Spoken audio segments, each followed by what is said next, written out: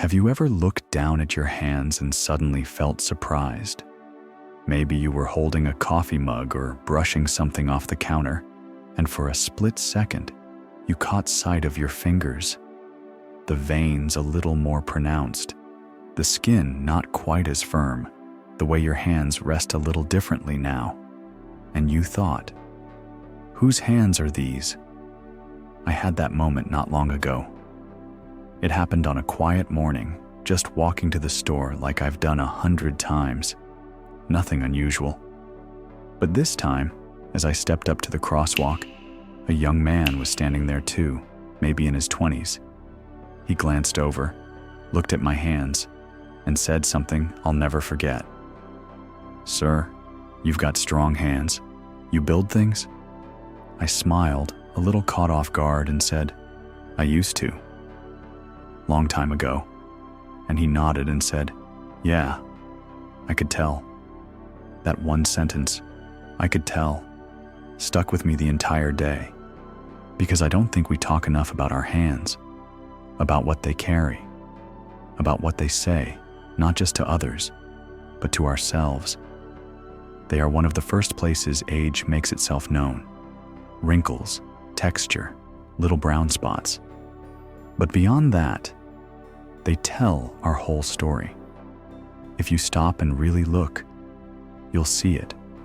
And that's what we're going to talk about today. Not in a way that makes you feel old or less than, but in a way that brings you back to something powerful. The deep, beautiful truth of everything your hands have been through and what they're still capable of. So stay with me to the end, because I'm going to share something personal. Something I once felt ashamed of when I looked at my hands, and what changed my mind completely. You may not even realize what your hands are holding on to, and how that's affecting your confidence, your health, even your relationships. But once you understand it, you might start seeing yourself in a whole new light. Now let's start with something simple.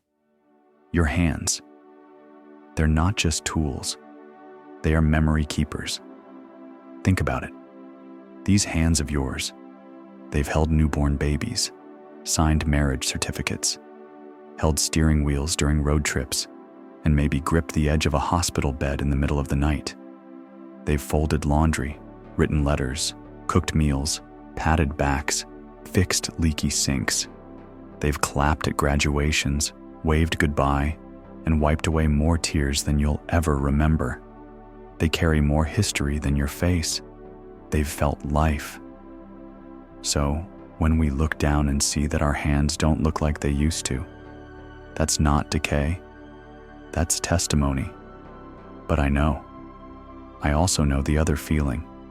The ache in the joints, the stiffness in the morning, the way buttons become harder to fasten or jars harder to open. These changes can sneak up on you, and before you know it, you start avoiding the things you used to enjoy, like painting, gardening, even holding hands for too long. That's why it matters to pay attention, not just emotionally, but physically. Because your hands are more than symbolic. They're also key indicators of your overall health. You'd be surprised how many early warning signs show up in the hands before anywhere else. Weak grip strength? That's been linked to everything from heart problems to early cognitive decline. Numbness or tingling could be a sign of nerve issues or even diabetes, joint swelling or stiffness. Arthritis, sure, but sometimes it's also an autoimmune issue in disguise. And those fingernails? Don't ignore them. Vertical ridges, discoloration, changes in thickness. These can be quiet messengers about your liver, your nutrition, even oxygen levels. So when I say your hands matter, I'm not being poetic. I'm being practical. Now, I'm not a doctor, but I am someone who learned the hard way. A few years ago, I started noticing my right hand wasn't keeping up with my left. Just little things at first. A spoon felt clumsy. My handwriting got shakier. I shrugged it off as just aging.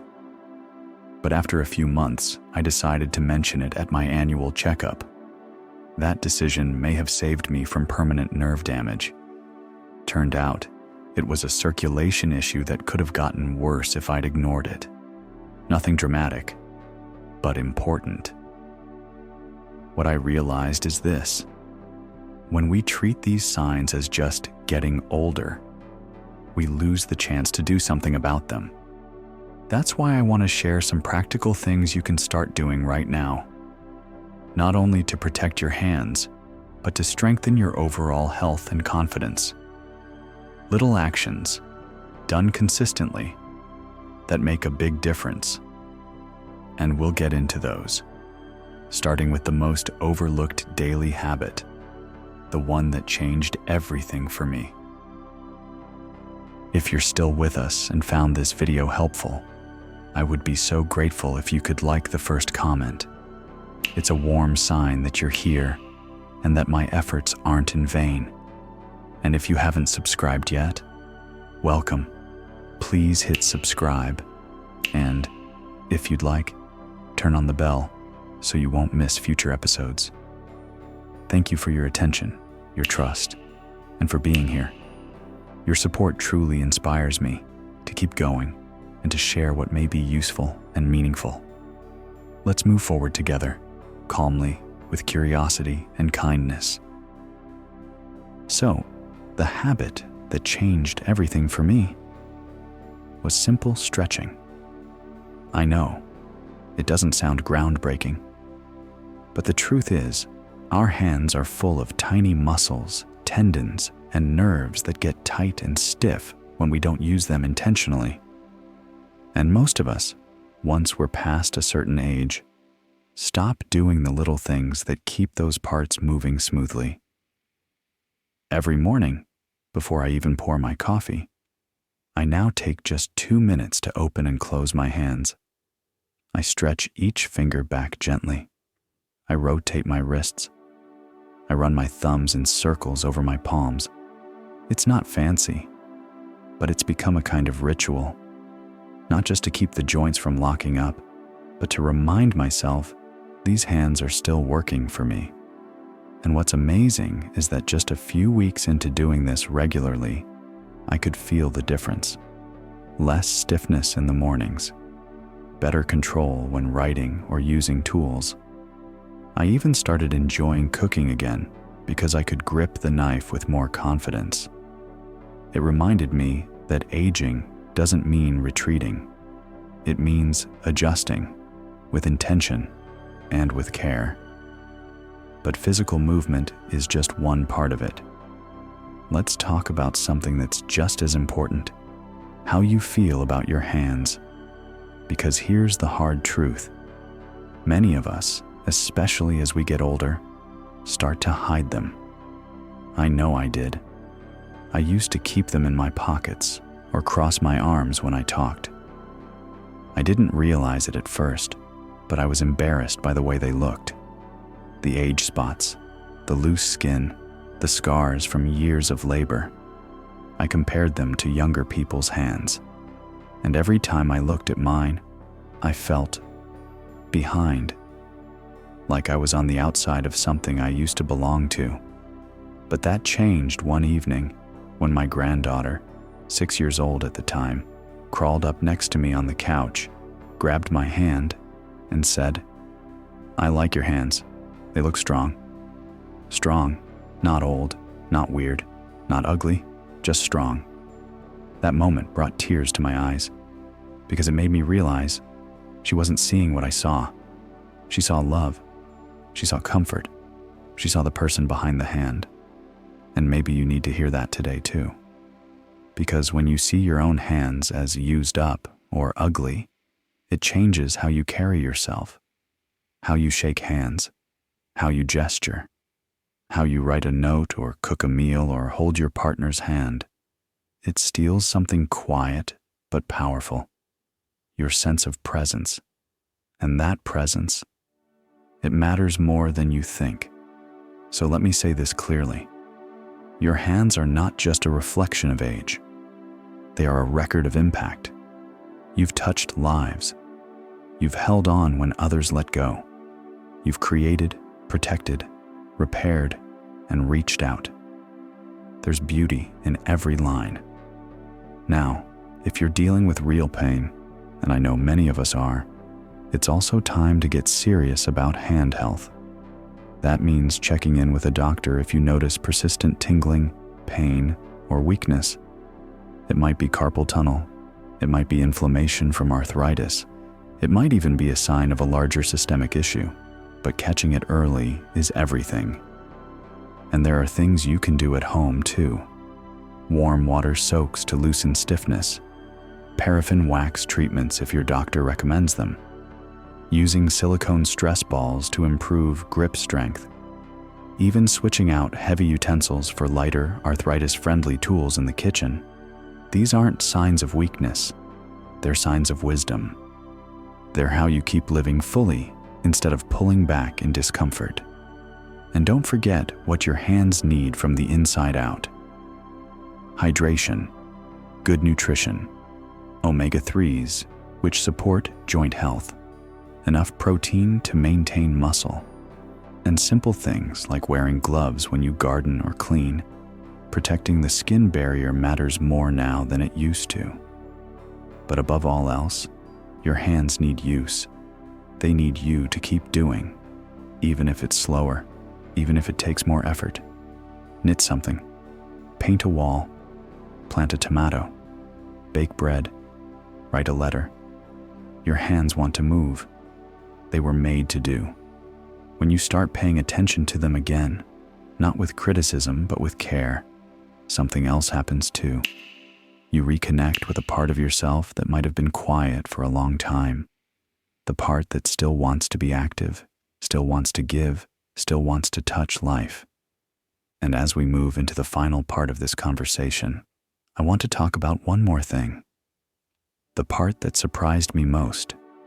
It's not about pain or strength or even looks. It's about the emotional weight we carry in our hands and what happens when we finally let it go. Let's talk about that next. I want to tell you something I've never shared before. For a long time, I carried a quiet guilt in my hands, not on purpose, not something I was even aware of. But when I finally sat down and really thought about it, I realized my hands were holding onto years of mistakes, missed moments, times I didn't call when I should have, things I said too sharply, opportunities I let slip past because I was busy, tired, afraid. My hands, in a way, had become the physical memory of everything I couldn't take back. Now maybe that sounds strange, but I think you'll understand. As we get older, we don't just carry physical pain. We carry emotional weight, and we feel it in our bodies, in our shoulders, our chest, and yes, in our hands. There were days I'd be sitting alone, just staring down at them, and I'd think, you could have held your daughter more when she was little. You could have reached out to your son sooner. You could have written that letter, said sorry faster. The moment I realized it was holding me back was the moment I decided to do something about it. It started with a small act. I picked up a pen and I wrote a note to someone I hadn't spoken to in years, someone I loved but had grown distant from. I didn't write a speech, just a few honest lines from the heart. My hand shook a bit while I wrote, but I kept going. I put the letter in the mail, and then I sat in silence. 3 days later, I got a call, and it was like a weight lifted off my chest, and my hands too. That letter was the beginning of something I never expected, healing. So let me ask you, is there something your hands are holding on to? Some regret? Some distance? A story that's still unresolved? Because here's the beautiful truth. Your hands still have time. Time to write a letter. Time to reach out. Time to plant something new. Build something different. Hold someone close. Time to forgive. even if just in your own heart. And when you start doing those things, however small they may seem, your whole body feels it. Your mind clears, your posture changes, your sleep improves, your relationships open up. Why? Because you're no longer shrinking from the past. You're using your hands to shape your present. You see, what your hands say about you after 60 is more than just age. They speak of strength, memory, tenderness, effort, survival, connection. They say, I've lived, I'm still here, and I'm not done. So whether you're dealing with arthritis or self-doubt, or just the creeping feeling that you're not useful anymore, I want you to hear this. You still matter. You still have purpose. And your hands? They're still yours. No one else has your exact touch, your unique history, your way of doing things. Treat them well. Use them often. Trust them again. And now, before we go, let's quickly remind ourselves what truly makes a difference. Pay attention to stiffness, tingling, or changes. Your hands often send the first signals when something's off in your body. Stretch them gently every day. Keep them moving. Protect them with good nutrition, hydration, and practical tools. And maybe most importantly, let them reach out. Let them be part of healing what time alone cannot. Small steps, taken daily, can change how your hands feel and how you feel in your own skin. If you've related to anything I said today, I'd love to hear your story. Share it in the comments below. What have your hands been through? What are they still reaching for? You're not alone, and your story might be exactly what someone else needs to hear. If this video helped you, please give it a thumbs up. It really does help more people find this kind of content. And if you haven't already, subscribe to the channel. We're building a little community here, where age isn't something to fear. It's something to honor. Thank you for spending this time with me today. Here's to your hands, and to everything they still have left to do. And before you go, I want to leave you with something that caught me completely off guard not long ago. It was just an ordinary Tuesday. I was standing by the window with a cup of tea. Nothing dramatic, no big crisis. And yet I felt this wave of tension in my chest, a kind of pressure that I couldn't explain. Not sadness exactly, not panic, just a deep, quiet overwhelm I couldn't shake. Like I was carrying something invisible and heavy, and it had finally caught up to me. Now what happened next wasn't planned. In fact, I only did it because someone mentioned it in passing at a doctor's office. Try this 5-minute thing, they said. It sounds silly, but it works. So I tried it. And what happened in those 5 minutes changed not just my mood, but my entire day, and eventually, my routine. If you've ever felt that kind of low-level stress, the kind that hums in the background like a bad radio signal, I think this will speak to you.